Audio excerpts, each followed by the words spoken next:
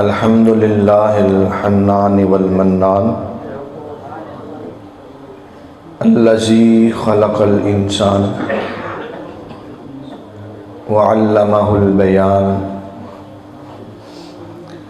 والصلاة والسلام علی خیر الانس والجان وعلی آلہ وصحبہ الذین ذوی الخیر والاحسان وأحبائہ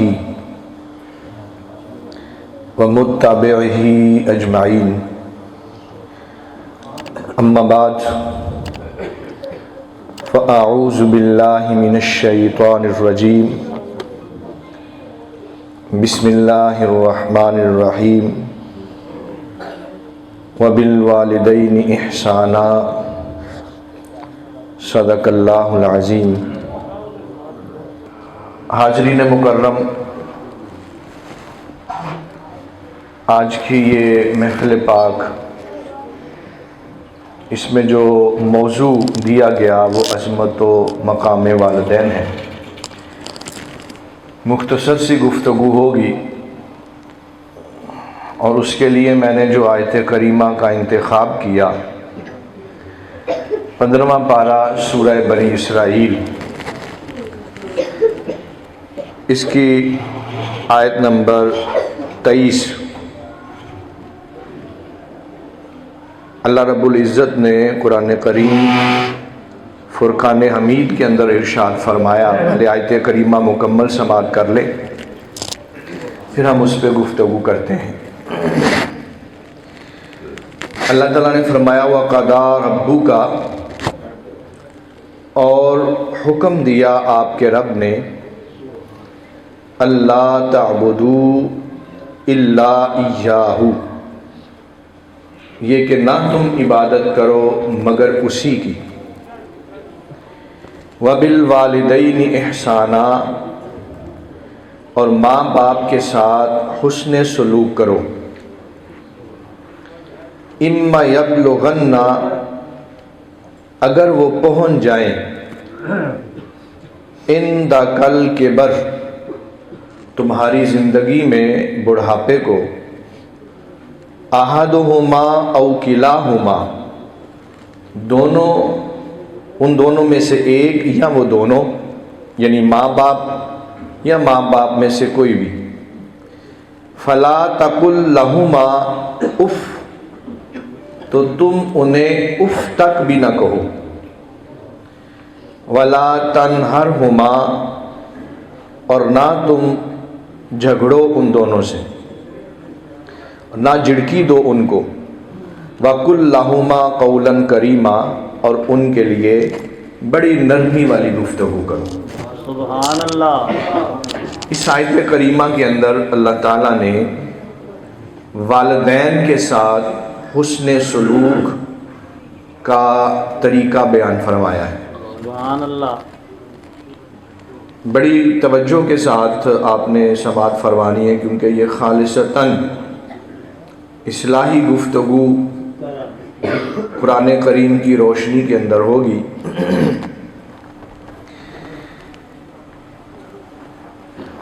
اللہ تعالیٰ نے اس آیت کا جو آغاز ہے وہ اپنی عبادت کے حکم سے فرمایا۔ سب سے پہلے فرمایا کہ صرف اللہ ہی کی عبادت کرو، اور اس کے بعد متصل فرمایا وبالوالدین احسانا، اور ماں باپ کے ساتھ حسن سلوک کرو۔ اب یہاں سے ہم اندازہ لگا سکتے ہیں کہ خالق نے اپنی اطاعت اور عبادت کے بعد مخلوق کے اندر جس کے حسن سلوک کا حکم دیا وہ ماں باپ کی ذات ہے۔ سبحان اللہ۔ یعنی اپنی عبادت کے بعد دو قسم کے حقوق ہیں، ایک حقوق اللہ ہے اور ایک حقوق العباد ہے۔ حقوق العباد کے اندر بندوں کے حقوق کے اندر سب سے پہلے جن کے حق پورا کرنے کا حکم دیا گیا وہ ماں باپ ہے۔ سبحان اللہ۔ احسانات سے کیا مراد ہے کہ ماں باپ کے ساتھ حسن سلوک کا اہتمام کرو، کہ اگر وہ زندہ ہیں تو ان کے ساتھ کس طرح کا معاملہ پیش کرنا ہے، اس کے بارے میں اللہ تعالیٰ نے آگے ارشاد فرمایا اِمَّا يَبْلُغَنَّ عِندَكَ الْكِبَرَ، اگر وہ تمہاری زندگی میں بڑھاپے کو پہنچ جائیں، ماں باپ یا دونوں میں سے کوئی ایک، تو تم ان کو اف تک بھی نہ کہنا۔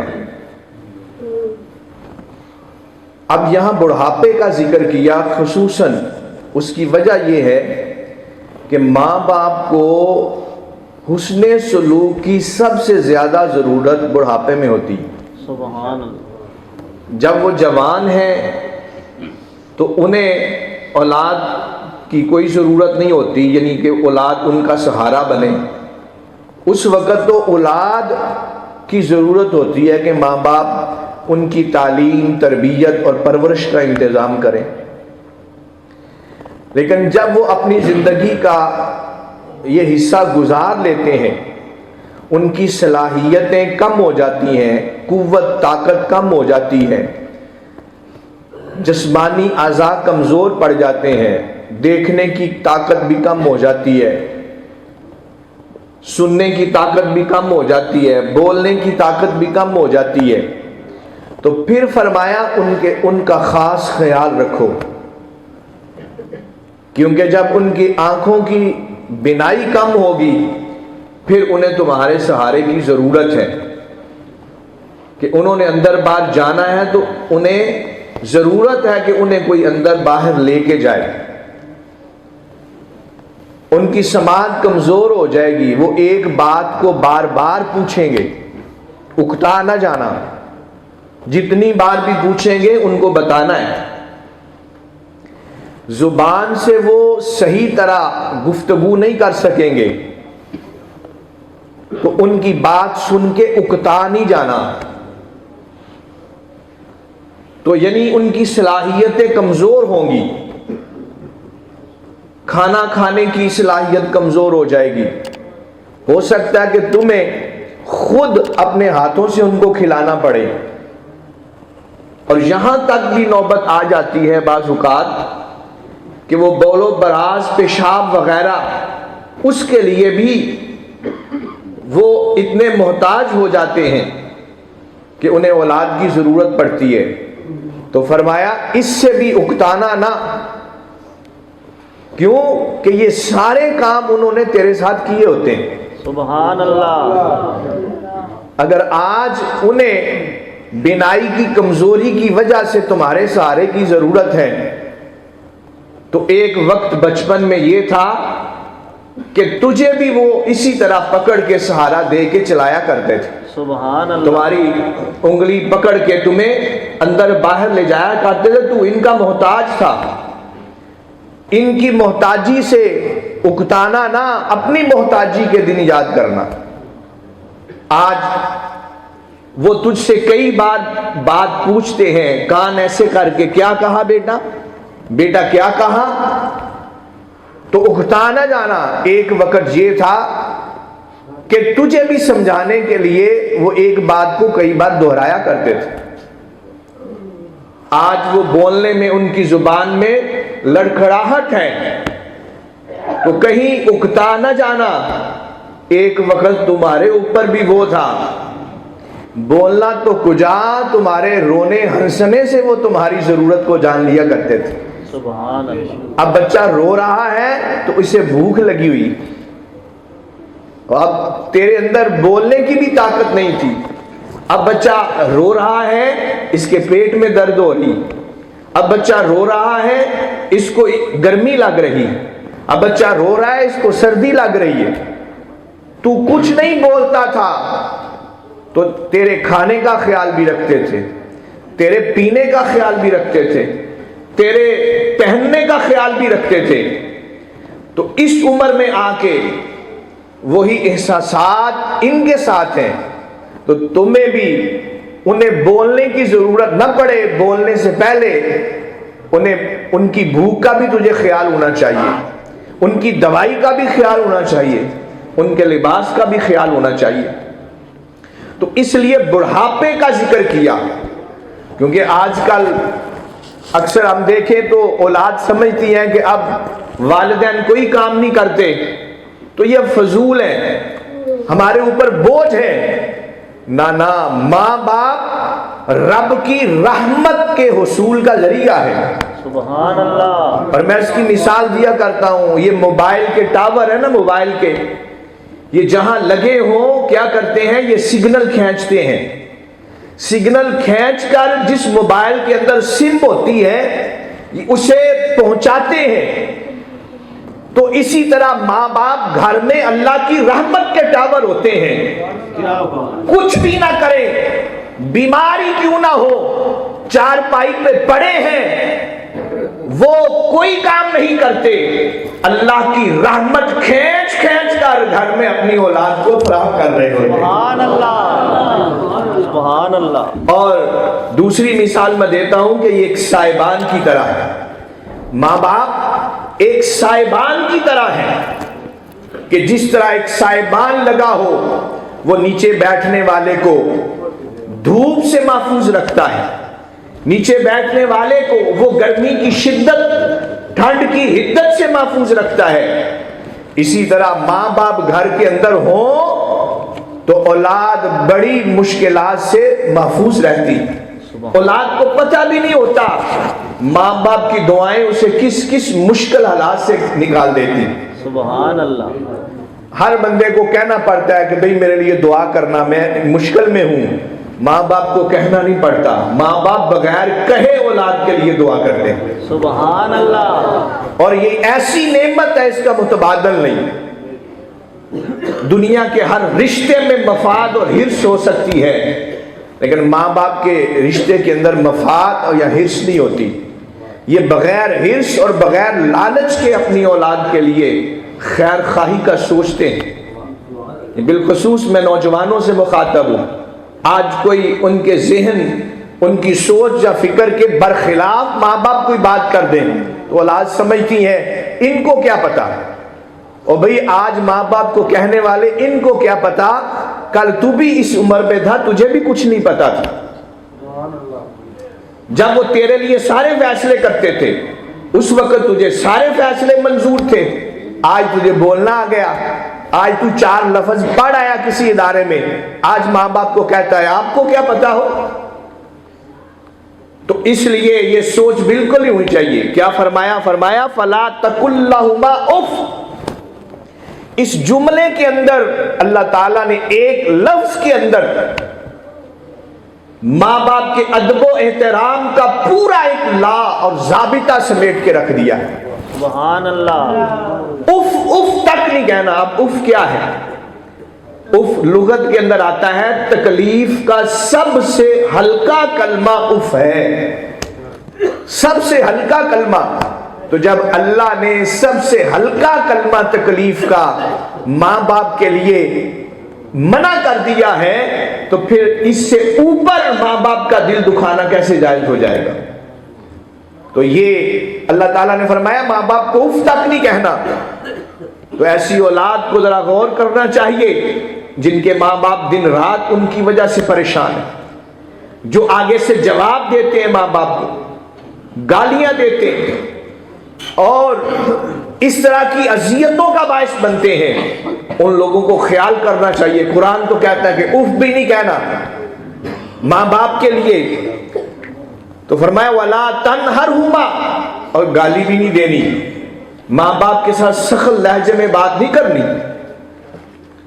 آج الٹ ہو گیا ہے، قیامت کی نشانیوں میں سے نشانی ہے آج کی اولاد اور نوجوان کے سارے نرم لہجے اپنے دوستوں کے لیے، ساری خوشیاں، ساری انٹرٹینمنٹس اپنے دوستوں کے لیے، ساری رات دوستوں کے ساتھ بیٹھنے والا، ماں باپ کے پاس 5 منٹ نہیں بیٹھتا آ کے۔ ارے انہوں نے تجھے نہیں پالا تھا، جب تجھے کھانا نہیں کھانا آتا تھا تو ان دوستوں نے تو تیرے منہ میں لقمے نہیں ڈالے تھے. جب تو رات کی سردی میں پیشاب کر دیتا تھا ان دوستوں نے تو تیرے کپڑے نہیں بدلے تھے. جب تجھے لباس کی ضرورت تھی تو باپ نے اپنا خون پسینہ ایک کر کے تیرے لباس کا انتظام کیا تھا. دوستوں کے لیے پیزے، دوستوں کے لیے برگر، دوستوں کے لیے پارٹیاں. کبھی اپنے ماں باپ کے لیے بھی باہر سے کوئی ایک سیب کا دانہ لے کے گیا ہے تو کہ ابو جی یہ میں آپ کے لیے سیب لے کے آیا ہوں؟ ہر وقت تیری نظر باپ کی جیب پہ ہی ہوتی ہے. کبھی باپ کے لیے کوئی تحفہ بھی لے کے آیا تھا؟ تو دوستوں کو ہزاروں پارٹیاں کھلا دے، ہو سکتا ہے کہ اس کے بعد بھی ان کے دل سے دعا نہ نکلے، لیکن تجربہ کر کے دیکھنا، ایک سیب کا دانہ اپنے ماں باپ کے لیے لے کے آنا اور محبت کے ساتھ پیش کرنا کاٹ کے کہ امی جی ابو جی میں یہ آپ کے لیے لے کے آیا ہوں، دیکھ ساری رات تیرے لیے ان کے دل سے دعائیں نہ نکلی تو پھر کہتے سبحان اللہ. کبھی پیزا اپنے ماں باپ کو بھی لا کے کھلایا؟ یہ میں وہ باتیں کر رہا ہوں، کہتے ہیں کہ ہٹ بھی تھی کیونکہ ہماری فیلڈ ہے، لوگ آتے ہیں ہمارے پاس مسائل پیش کرتے ہیں. یہ ساری چیزیں معاشرے کا حصہ ہے. ساری رات گھنٹوں دوستوں کے ساتھ ہنس ہنس کے باتیں کرنے والا، ماں باپ کے سامنے ایک مسکراہٹ بھی نہیں. اگر ساری رات بیٹھ کے ہنس ہنس کے تو دوستوں کے ساتھ باتیں کرتا رہے، کیا تجھے وہ ثواب ملے گا جو ماں باپ کے ساتھ ایک مسکراہٹ سے بات کرے گا؟ تیری ساری تلخیاں ماں باپ کے لیے، کوئی حق نہیں ماں باپ کو تیری مسکراہٹ کا، اسے تیری کوئی مسکراہٹ کی ضرورت نہیں ہے. نبی کریم علیہ الصلوۃ والسلام نے فرمایا، حدیث پاک ہے، فرمایا اگر اولاد اس حال میں اپنے ماں باپ کو تکے کہ اس کے ماں باپ اس سے راضی ہو اور اس کے چہرے پہ بھی مسکراہٹ ہو، فرمایا ایک مقبول اور مبرور حج کا ثواب ہے. اس بار 12 لاکھ روپیہ حج کا خرچہ ہے، اوپر لگائے تو 15-20 لاکھ روپیہ ایک بندے کا خرچہ ایسٹیمیٹڈ، 15-20 لاکھ روپیہ. 40 دن گھر سے دوری ہے، مشقت ہے، پابندیاں ہیں احرام کی، لیکن پھر بھی کوئی گارنٹی سے آ کے نہیں کہہ سکتا میرا حج قبول ہے. کوئی کہہ سکتا ہے؟ نہیں کہہ سکتا. لاکھوں روپیہ لگائے، کئی دن گھر سے دور رہے، احرام کی سخت ترین پابندیاں برداشت کی، لیکن یہ کوئی کنفرمیشن نہیں ہے کہ حج قبول ہو گیا. ایکسپٹ یا ریجیکٹ یہ اس کے پاس ہے. گھر کے اندر صبح اٹھ، فجر کی نماز پڑھ، قرآن کی تلاوت کر، اس کے بعد باپ یا ماں کے آ کے پاؤں دبا، مسکرا کے اس حال میں کہ تیرے ماں باپ تجھ سے راضی ہو، خوش ہو کے مل، تجھے گھر بیٹھے مقبول حج کا ثواب مل جائے گا. اور حج کی قبولیت کی جو گارنٹی ہے وہ میرے مصطفیٰ نے عطا فرمائی. وہ زبان جس کو سب کن کی کنجی کہے، اس کی نافذ حکومت پہ لاکھوں سلام. صحابہ کرام نے عرض کیا حضور یہ تو کام بڑا آسان ہے، کوئی 100 مرتبہ کرے تو فرمایا رب کے خزانے بھی بہت وسیع ہیں، کرنے والا کو بنے. 100 دفعہ کرے گا دن میں تو رب 100 مقبول حج کا ثواب عطا کر دے گا. نوجوانوں آپ سے مخاطب ہوں، قدر کرے ماں باپ کی خدا را، یہ نعمت دوبارہ نہیں ملتی. جن کے پاس یہ نعمت نہیں ہے یہ ساری زندگی کمی نہیں پوری ہوتی. میری والدہ صاحبہ کا انتقال ہوا، 80-85 سال کا بزرگ بندہ میرے پاس فاتحہ پڑھنے آیا، اپنی ماں کو یاد کر کے رونے لگ پڑا. کہنے لگا یہ کمی ساری زندگی نہیں پوری ہوتی. اس لیے ماں باپ کی قدر کیجئے، ماں باپ کے ادب و احترام کا دامن جو ہے وہ ہاتھ سے مت چھوڑیے. تلخیاں رکھے دوسروں کے لیے، ماں باپ کے سامنے تلخی میں نہ آئے، چہرے پہ بال نہ ڈالے. ماں باپ کے پاس جب بھی آئے اپنے چہرے پہ مسکراہٹ لے کے آئے اور ماں باپ کو ٹائم دیں. سارا دن باہر گزار کے آتے ہیں، آئے ماں باپ کے پاؤں دبائیں. رب کعبہ کی قسم جو ماں باپ کے پاؤں دبائے گا اسے دنیا میں کسی کے پاؤں پکڑنے کی ضرورت نہیں پڑے گی، سبحان اللہ، اور جو ماں باپ کے پاؤں دبائے گا اسے کامیابیوں کے پیچھے بھاگنے کی ضرورت نہیں پڑے گی، کامیابیاں اس کے قدم چومے گی جو ماں باپ کے قدم چومے گی۔ آپ میں سے کتنے لوگ ہیں، آدمی کھڑے کرواؤں گا، کتنے لوگ ہیں جنہوں نے آج تک اپنے ماں باپ کے ہاتھ چومے؟ کیوں نہیں چومے؟ مخالفت نہیں، میں ایک مثال دے رہا ہوں۔ آج ہم مطلب پتہ نہیں کسی کو شریعت کا پتہ ہو نہ پتہ ہو، جس طرح کا بھی پیر ہو، ہم اس کے جا کے ہاتھ چومتے ہیں۔ تو جو گھر میں پیر و مرشد موجود ہے، ماں باپ، کیا کبھی ان کے بھی ہاتھ چومے؟ ایک دفعہ چوم کے تو دیکھ، رب کعبہ کی قسم جو سکون تجھے ملے گا نا وہ اور کسی جگہ سے نہیں ملے گا۔ اور پھر جب ماں باپ کے ہاتھ چومے گا نا، ہوگا کیا؟ تو ماں باپ کے سامنے جھکے گا۔ تو جو ماں باپ کے سامنے جھک جاتا ہے اسے دنیا میں کہیں جھکنے کی ضرورت نہیں پڑتی۔ سبحان اللہ، جو ماں باپ کے سامنے جھکتا ہے رب دنیا میں اس سے بلند کر دیتا ہے۔ عزتوں کے تاج چاہتے ہو تو ماں باپ کے سامنے جھک جاؤ، ماں باپ کے سامنے جھک جاؤ، ماں باپ کو وقت دو، ان کے دل کی سنو۔ اس عمر میں بالخصوص انہیں ضرورت ہے کہ ہماری اولاد ہمارے پاس بیٹھے، کچھ باتیں سنیں، ہمارے دل کی باتیں سنیں، لیکن افسوس ہمارے پاس وقت نہیں ہوتا، اپنے ماں باپ کے پاس وقت نہیں ہوتا کہ ان کے پاس ہم بیٹھیں، ان کی باتیں سنیں۔ بعض نوجوان ایسی باتیں کرتے ہیں کہ جی یہ دیکھیں یہاں تو ماں باپ غلط ہے نا جی، یہ دیکھیں یہ تو ہے۔ او بھائی یہی تو تیرا امتحان ہے نا، ادھر اجر بھی تو دیکھ، اجر بھی تو دیکھ۔ ماں کے قدموں تلے جنت ہے، باپ جنت کا دروازہ ہے، اجر بھی تو کتنا بڑا رکھا ہے نا۔ رب کو یہ سب کچھ پتا تھا کہ ماں باپ تلخ بھی بول لیں گے، ماں باپ ماحول کے بعض کا مطابق بات نہیں بھی کریں گے، ماں باپ کی رائے میں کمزوری بھی آ سکتی ہے، لیکن یہ سب اولاد نے برداشت کرنا ہے تو پھر ہی جنت میں جانا ہے نا۔ فرمایا تمہارے ماں باپ تمہاری جنت بھی ہیں، تمہاری دوزخ بھی ہیں۔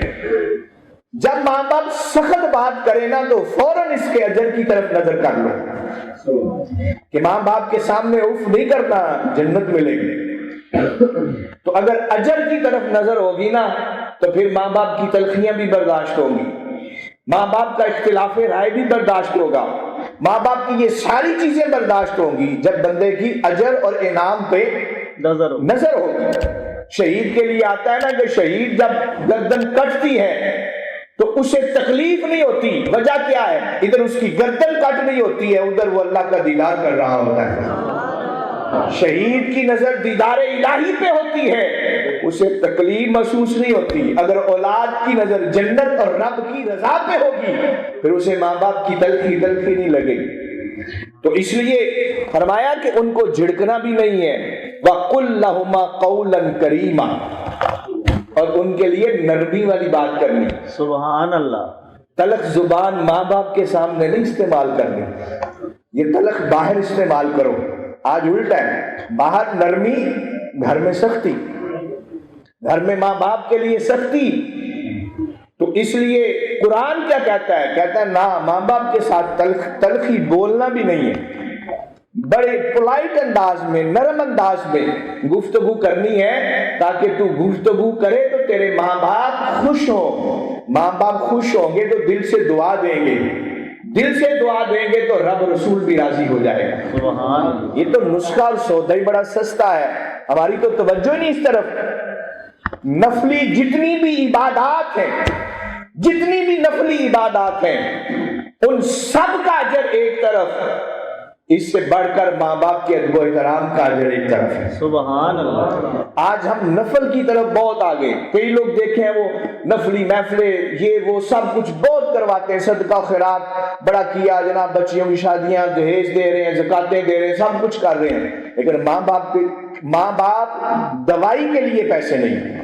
یہ ہم نے خود دیکھا ہے، دوائی کے لیے ماں باپ کسی کے پاس جا رہے ہیں اور یہ صدقے بھی کر رہا ہے، یہ زکاتیں بھی دے رہا ہے، یہ میلاد بھی بنا رہا ہے۔ تو نہ، ایسے نہیں، یہ ساری چیزیں بعد میں ہیں، پہلے ماں باپ کا خیال رکھو، ماں باپ کی ضروریات کو پورا کرو۔ تو اس لیے فرمایا ماں باپ کے ساتھ، اور آگے فرمایا وَخْفِضْ لَهُمَا جناح الذُّلِّ، اور فرمایا ان کے سامنے اپنے نرمی کے بازو رکھو، یعنی جتنا تم نرم ہو سکتے ہو بیت جاؤ۔ ماں باپ اگر سخت بھی ہوتے ہیں تو تم اپنے ماتھے پہ بال نہ ڈالنا۔ وَقُلْ رَبِّ ارْحَمْهُمَا كَمَا رَبَّيَانِي صَغِيرًا، اور یہاں ہمیں درس بھی دیا کہ ماں باپ کے لیے دعا بھی کیا کرو، کبھی کبھی خود بھی دعا کیا کرو، کیونکہ ماں باپ تو تمہارے لیے دعائیں کرتے ہیں۔ جتنے نوجوان ہیں ذرا خود اپنا محاسبہ کرنا ہے کہ جن کی روٹین ہو کہ وہ ہر دعا میں ماں باپ کے لیے دعا کرتے ہیں۔ نماز میں تو اللہ تعالیٰ نے رکھ دیا نا، ربنا اغفر لی ولوالدی، وہاں چاہے نہ چاہے ماں باپ کے لیے دعا ہو جائے گی، لیکن نماز کے بعد جب ہاتھ اٹھاتے ہو کبھی اسپیشل کہا ہے یا اللہ میرے ماں باپ ان کو صحت دے، یا اللہ میرے ماں باپ کا سایہ سلامت رکھ۔ کوئی خوش نصیب لوگ ایسے بھی ہیں، لیکن اس کو روٹین بنائیں۔ جو ماں باپ کے لیے دعا کرتا ہے نا اسے کسی سے دعا کروانے کی ضرورت نہیں پڑتی۔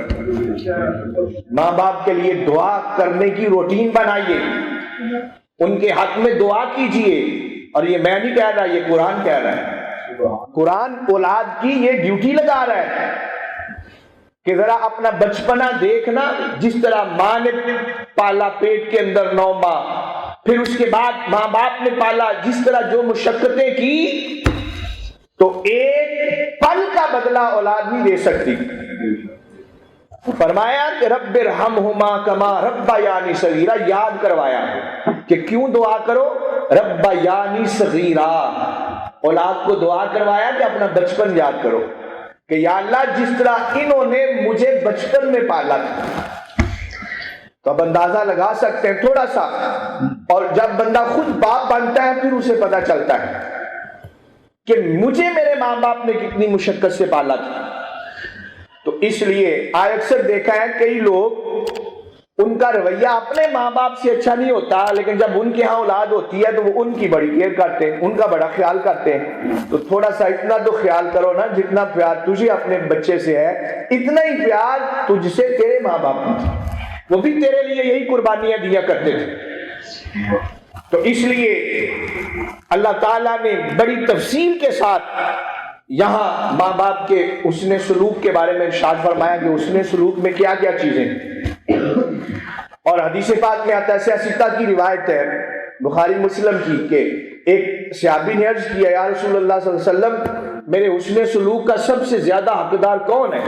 فرمایا امک، ثم من، پھر کون؟ فرمایا تیری ماں، پھر فرمایا تیری ماں، 3 بار فرمایا، چوتھی بار فرمایا ثم ابوک، پھر فرمایا تیرا باپ۔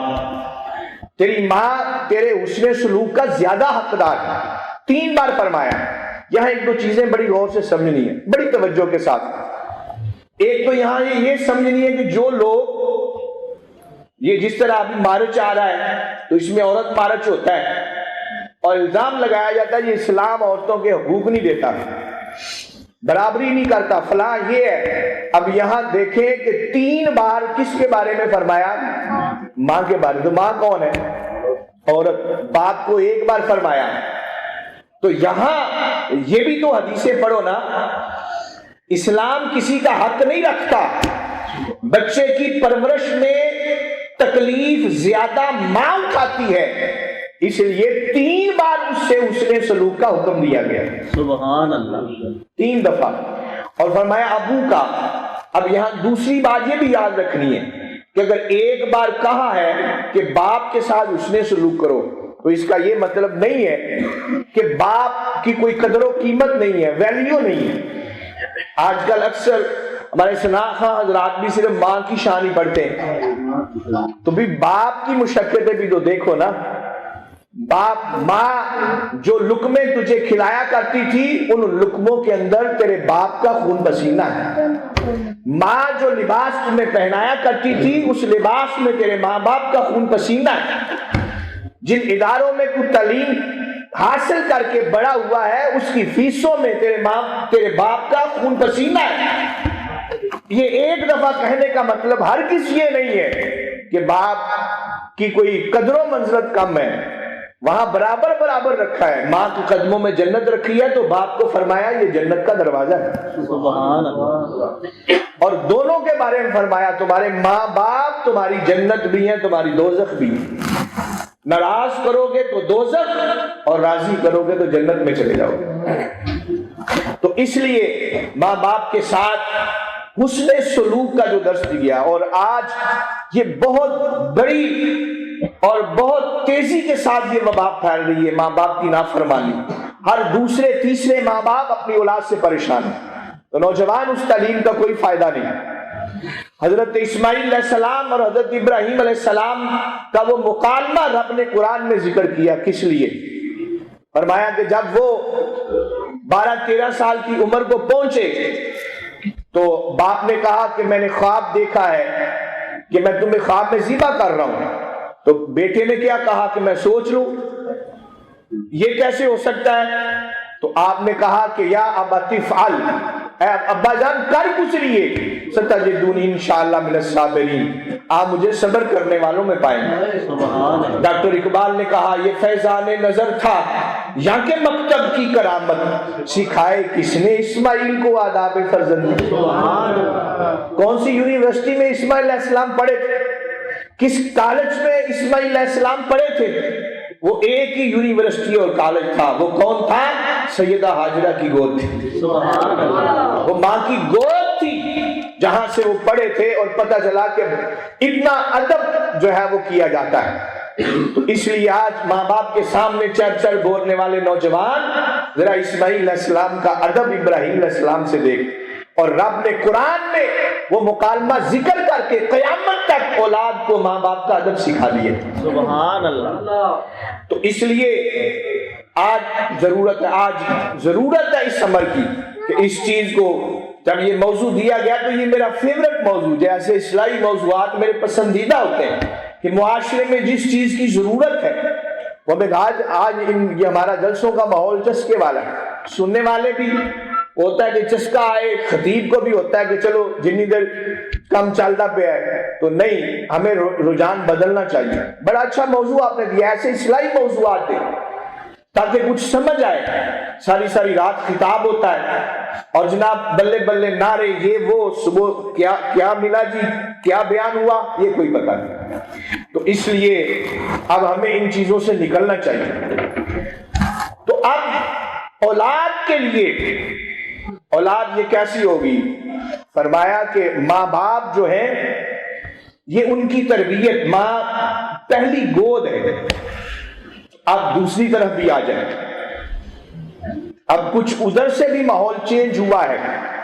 پہلے وقت تھا، اور یہ ماحول ہم نے دیکھا ہے اپنے بچپن میں، بچہ روتا ہے تو ماں قرآن اور نعت کی لوری دیتی۔ تو آج کیا ہوتا ہے، بچہ رو رہا ہے تو ماں موبائل پکڑا دیتی ہے، چل سن گانے، میوزک لگا دیا، کیبل لگا دی، ٹی وی لگا دیا۔ تو اب بتائیے کہ جب بچے کی تربیت اس طرح ہوگی۔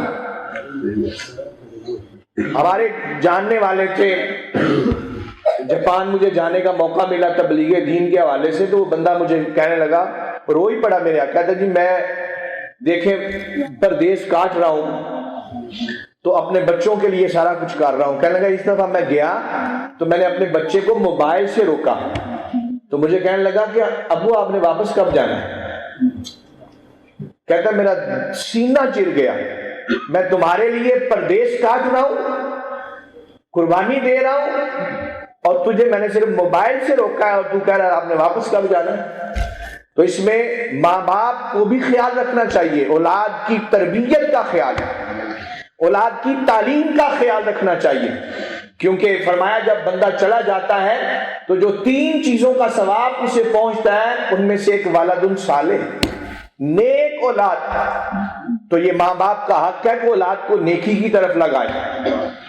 آج ہم نے بھی معاملہ تھوڑا سا ان بیلنس کیا ہوا ہے، دنیا کی تعلیم کے لیے ہم لاکھوں لگا دیتے ہیں، اسکول کی فیس، یونیفارم، کتابیں، اور پھر جناب والا ادھر ٹیوشن اور دیگر معاملات، ہزاروں روپیہ ماہانہ ہمارے بچے کا خرچ ہے، وہ پلے نرسری میں کیوں نہ پڑھتا ہو، لیکن کیا دین سکھانے کے لیے بھی ہم نے اسی طرح تگدو کی ہے؟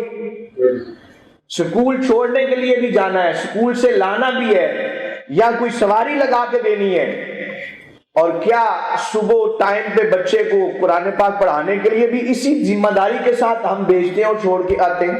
نہیں.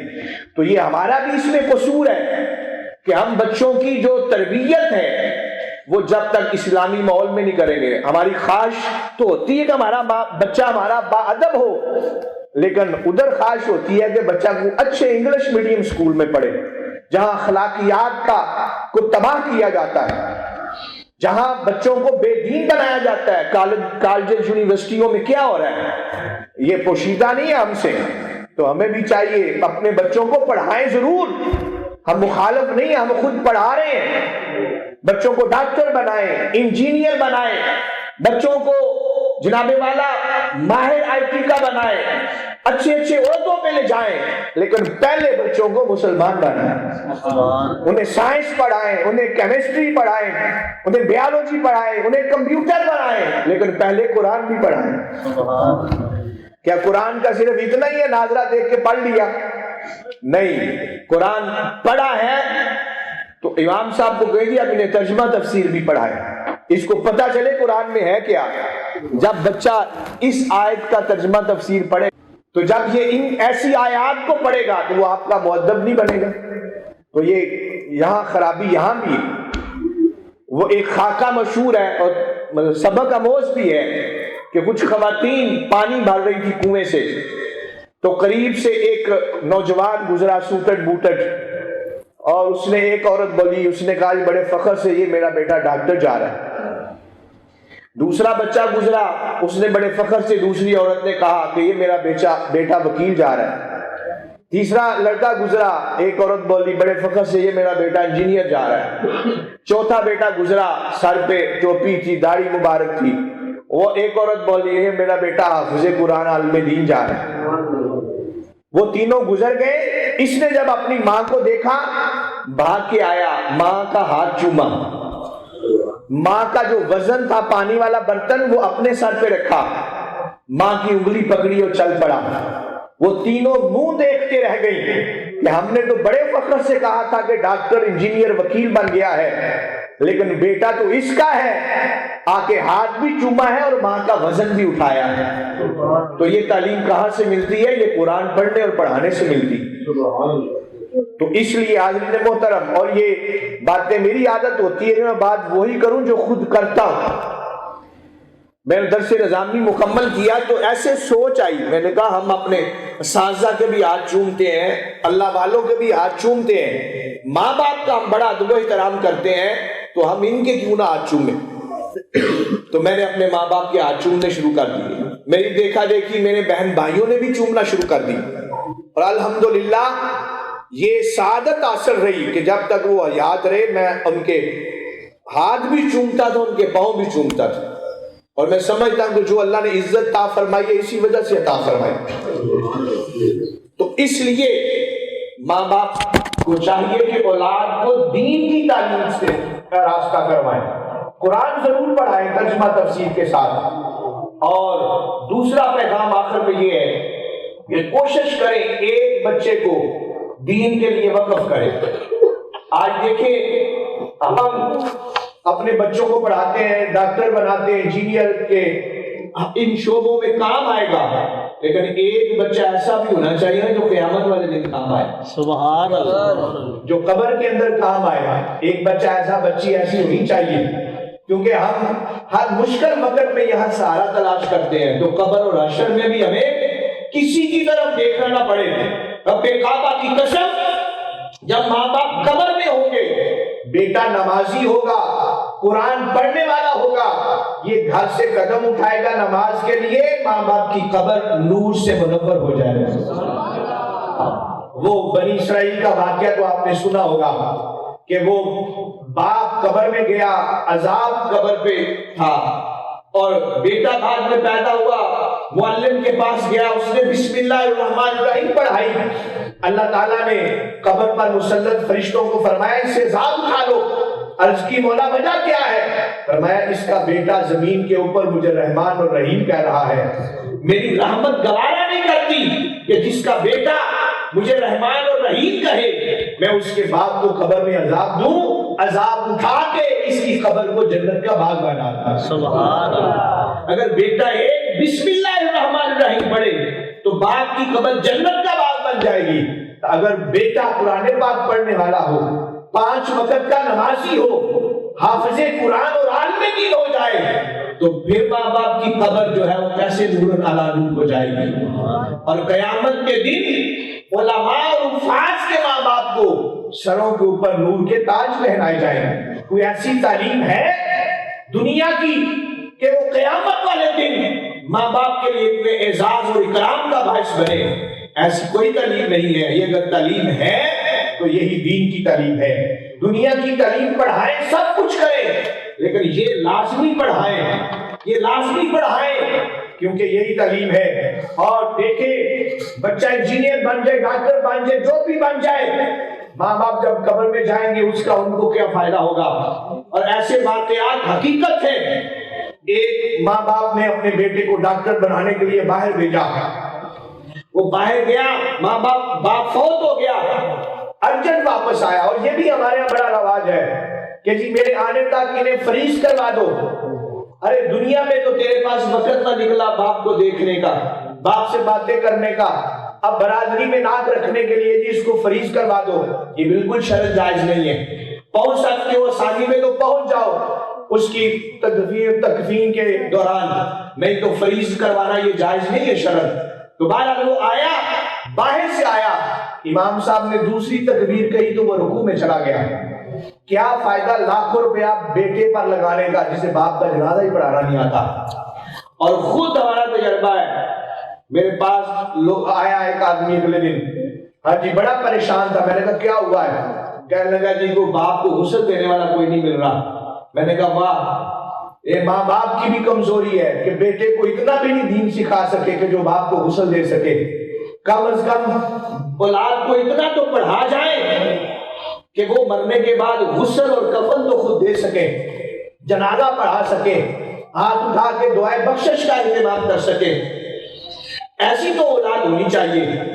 تو اس لیے یہ دونوں طرف سے جو کمیاں ہیں وہ پوری ہونی چاہیے، تو انشاءاللہ دوبارہ وہی جو قرآن و حدیث کا پیغام ہے وہ آشکارا ہوگا اور اولادیں جو ہے وہ ماں باپ کے فرما بردار ہو جائیں گی۔ سبحان اللہ۔ اللہ تعالیٰ سے دعا ہے کہ اللہ تعالیٰ ہمیں سمجھنے کی توفیق عطا فرمائے اور دین کے ساتھ وابستگی عطا فرمائے، کیونکہ اسی میں خیر خائی ہے، اسی میں بھلائی ہے۔